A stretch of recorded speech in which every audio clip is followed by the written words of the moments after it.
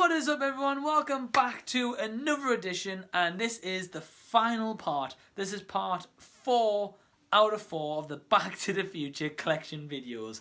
Firstly, thank you so much if you've watched all 3 parts, or if you watched 2 of them, or even 1 of them. Thank you so much for your support. It really is appreciated.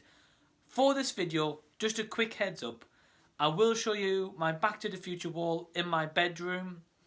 I will talk a little bit about the actual film itself, and the main reason why I want to do this video is essentially to explain to you guys why I love the film so much, like the impact it has and had on my life, and how it's kind of changed me as a person, and kind of how it's made me the person I am today. I know that might sound a little bit cheesy, but it's true. So here is a part of the video where I'm going to show you my Back to the Future wall. So this part of the video, I'm going to show you a bit about my Back to the Future wall and some of the items that mean a lot to me. The wall is quite big, by the way, so I'll zoom out first just to show you guys a rough idea of what it looks like. It isn't complete, but it's almost there, so that's just a rough view. So essentially on this side, on the left, it's just kind of like magazine clippings, if I'm being honest with you. And I've tried to keep it to essentially match the trilogy, so part 3 together, part 2. So a lot of it you can see is kind of like that, but some of it is just kind of a bit all over the shop, if I'm being honest with you. But yeah, so that is a lot of it there, and as you can see a bit more there just before the bed hides the rest. Up there, right there, sorry, zooming in, is a print I got from the London Film Comic Con back in 2015. Awesome print, and I also think if that was used as a movie poster as well, that'd be pretty cool. Of course, got the movie poster. Then I've got a Lego version of the movie poster, which is awesome. Then under there, obviously, of course, the trilogy posters, and again, kind of like number 2 and 3 together, and mixed with one of these here were original ideas for a film poster as well. I am glad they kind of went with that one instead, if I'm being honest, but still pretty awesome. Down there, of course, the Out of Time license plate. No, it's not the real one. I wish it was. But yeah, got that. Then, of course, there's a missing patch there. I'm not going to get that filled in very soon. Might have to do a bit rearranging of these magazine clippings and posters.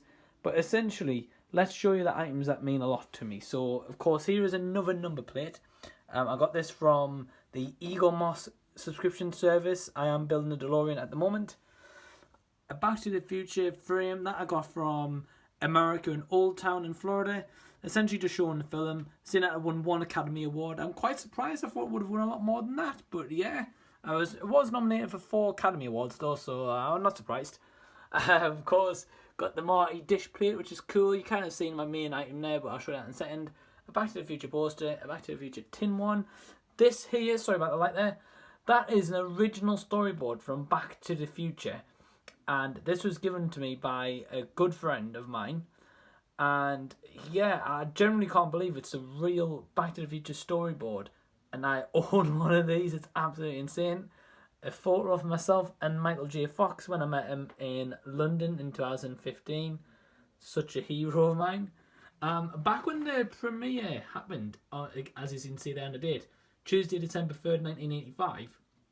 This is a parking ticket from that event as well. Yeah, I know I was shooting the camera there, but that is that. Then that is an actual ticket from the event itself. A G15 at Empire Cinema in Leicester Square. That is a Back to the Future print right there. This is an original program from the Back to the Future premiere in 1985, only given out to guests. I don't know how many of these actually exist, but it's so awesome that I have one of these. And my most valuable possession, the one that I kind of cherish the most, if I'm being honest with you, is my Back to the Future signed program. And yeah, I've got 2. I'll zoom out there. There you go. This one on the left is a little bit of better condition, if I'm being honest. This one here is better condition. But this one, signed by Christopher Lloyd, Tom Wilson, Michael J. Fox, Claudia Wells, Marty's brother, Leah Thompson, Stella Baines, Mayor Goldie Wilson, Marvin Berry, and James Tolkien, of course, Principal Strickland, sorry. Yeah, so I got that signed essentially in 2015 when I went to the London Film Comic Con, especially by all the cast, apart from Christopher Lloyd and Tom Wilson. Christopher Lloyd was there, and at the time I didn't manage to catch his signature, but I used a website called Official Pics, and I got that done with Christopher Lloyd and Tom Wilson as well. But yeah, that is essentially my wall of my Back to the Future. Essentially, kind of like my man cave. That is it right there, and I hope you enjoyed that little sneak peek of my wall as well. So, I hope you enjoyed the Back to the Future wall. I say a lot of items on there do mean a lot to me as well. Some of them were given to me by gifts by a close friend. Some of them were stuff that I've actually bought myself. And of course, the London Film Comic Con is kind of all where it happened, if I'm being honest with you. So, without further ado, let me talk about how I loved the film, how I got to London Film Comic Con and met the stars as well. So, when I was around 12 or 13 years old, I came in from school one day. My mum put a film on, etc. We watched the film that night. Now, the next morning, however, I remember it was a Saturday, and I remember, obviously, at school, especially in the UK, you get weekends off. So, on that Saturday, on the morning, I seen this film, Back to the Future, of course. Now, personally, I had never heard of it. I'd never seen a film trailer, and I didn't really know much about the film whatsoever. So, I was going into it. My young 15-year-old self was going into it very blindsided, not knowing what's going on. So I sat down, I started watching this film Back to the Future, and of course the introduction in this film is awesome. I love it so much. And I seen, being honest with you, about 15-20 minutes of the film, pretty much up to the part where Marty and Jennifer are essentially in the Hill Valley Town Centre, and of course Jennifer gives them the flyer and says, "I love you" on the back of it. Now, I just loved the film, especially that 15-20 minutes. Now, at that time, I remember my mum was saying, look, we're going to go to the shops, and back then I would go food shopping every week, essentially, with my mum. And we went into this DVD store, and I seen the trilogy. I think it was around £10, if I remember correctly, and I bought it. Again, going on a complete limb, only seeing 15-20 minutes of this first film of the entire trilogy. And I've got to say, I've seen the trilogy and I loved it. I absolutely love the Back to the Future trilogy. You probably can tell by the collection. But anyway, my favourite film is definitely Back to the Future #1. Don't get me wrong, I love #2. #2 is dark, it's gritty, it's a complete different take on the first one, although it does link in and it's got some of the same scenes from the first one, which is quite confusing. I will get to that, when I do movie reviews of the Back to the Future films, and they are coming soon. Sorry if I can speak today, so please keep an eye out for those. Now, I love #3 as well. Again, a complete different take on the Back to the Future franchise, and I really do respect it for the direction that they went with that. But anyway, why did I start getting into the collection, and how is it amassed to what I've got to today? And there is more items on the way as well. Essentially, after I seen this film, I guess you could kind of say I fell in love with this film. It was just something about it. I think it is essentially because if you really sit down and you think about this film, it gives a lot of positive messages. Yeah, there's the odd part where it's like incest in the first film. Let's ignore that for now. Again, that will be in the movie review. But the positive messages of this. So, for example, Marty McFly. He's a cool guy. He's a good-looking man. Of course, he's got, a girlfriend. He's got essentially everything that he needs. But Marty McFly in the films is also portrayed as an underdog. Yeah, he's got confidence, and he's not afraid to stand up to Biff when there's a situation. But he's got confidence, and essentially he's an underdog that you root for. And of course, especially in one part of the film, he's got to help his dad, George McFly, who of course has got to get with Lorraine Baines, otherwise Marty won't exist in normal times. And it's just kind of like with George, obviously he's been bullied, essentially just gets the mick taken out of him, and again he's like another underdog character. But another positive message this film gives is if you have a little bit of determination, you have a goal, if you know what you want, you can achieve it if you put your mind to it. And yes, I know that's in the film. I know it probably sounds quite cheesy, but it's true. At the end of the day, George does stand up to Biff in the end, and he gets Lorraine. And even when Lorraine gets taken away from him on the dance floor, in his mind he's like, no, You know, I've worked too hard. I've shown Lorraine that's what I want. And Lorraine sees this as well. And he goes for it. You know, he pushes that guy down on the dance floor. And that's when he obviously kisses Lorraine for the first time. And Marty's invisible hand at that point obviously becomes visible again, because that means that them two are going to stay together and have that initial bond. And of course Marty's going to exist. So that is a couple of positive messages from this film.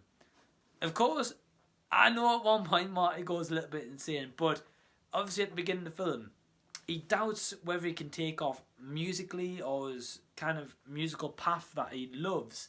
But by the end of the film, when he's playing, of course, Johnny Be Good, the hit number in that song, I mean, he's fantastic. Marvin Berry at the time's like, you know, that new sound you're looking for, listen to this, and he puts up the phone. You know, and yeah, by all means, he goes a bit too far and they end up not liking it. But either way, it shows that he still hadn't give up on that musical aspect. He didn't give up on anything. And therefore, you know, he went for that goal. And he did manage to achieve it to some success. Yeah, he played at the school dance. But he still got to a point where he was further than he was ever before. So that is another aspect. Another aspect to this is bullying. Of course, bullying is a huge subject in the world, and I really wish it didn't exist in the world, but unfortunately it does. In this film, however, obviously, of course, it is over 30 years ago, but it still stems back then, obviously. It kind of just shows as well, like, you know, if someone's bullying, again, kind of linking into the points I mentioned before, and again, sorry that I can't speak today, but again, bullying, it shows that if you're being bullied, don't take it. Tell someone or do something about it. And if you do something about it, it can change your life for the better. At the end of the day, you know, bullying affects people in so many different ways, and it's awful the results of bullying as well. But this film, again, sends that positive message saying, look, don't be bullied. Don't take the crap from anyone else. Do something about it. Stand up for it or tell someone, you know. So again, that is another positive aspect I honestly love about this film. In regards with other aspects of this film, again, it's kind of what I've just mentioned and summarised.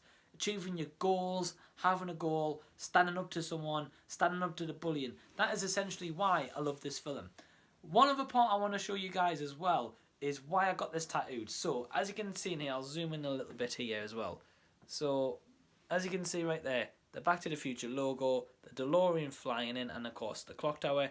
And on this side, I've got the Michael J. Fox portrait and his autograph as well. This is the autograph from the London programme, which you guys would have seen before on my wall. So let's talk a little bit about how London came around. Now, Michael J. Fox, I kind of think, I'm not obviously similar to Michael J. Fox, of course, but aspects to him, I believe so, especially how he portrays himself in his acting roles in films and TV. Anyway, in London, 2015, I've always wanted to meet the Back to the Future cast, especially Michael J. Fox. That was my absolute goal, and especially on my list of things to do before I die. And in 2015, well, maybe late 2014, coming up to 15, they announced London Film Comic Con, never ever been to one, and they announced that it was going to be a Back to the Future special because of the anniversary edition. And at first they announced Christopher Lloyd, and my mind was blown. I didn't expect for any Back to the Future anniversary special at London Comic Con. Again, I never heard of it. Let alone Christopher Lloyd being announced for that. Of course, the main character in this film, aside from Marty McFly, Michael J. Fox, of course. So I bought my ticket. I bought the photo opportunity, and I have got a photo of myself and Doc Brown with him sitting in the DeLorean. And as the time went on, they kept announcing more and more Back to the Future stars. So, of course, I had my ticket booked, had my photo opportunity in there, found out you pay for autographs when you get there as well. And it was just one day, out of the blue, I think it was one of my old managers, like, kind of maybe tagged me in a post on social media. I'm not entirely too sure. I honestly can't remember. But when they tagged me in this post, again, I think it was that, they announced Michael J. Fox for London Comic Con, and my heart sunk. And I'll tell you why. Firstly, I couldn't believe that this was actually happening in the first place. Secondly, they announced Michael J. Fox, my absolute hero, for this Comic-Con. And when they said what the price was going to be, I was shocked. It was a lot of money. And yes, I know I said he's my hero, but at first I did debate the price. And you know what it's like. When you're in a financial position and sometimes you can't afford it, or you can, but you've literally got no money left for the rest of the month.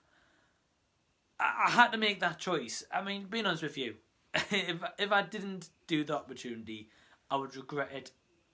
Even till now, I'd be doing this video right now, regretting it, if I'm being honest with you. But I paid the money, and I was going to meet Michael J. Fox. Of course, the excitement was building up, the adrenaline was building up as well. So, got there on the day, of course, met the cast before all of this. This was awesome.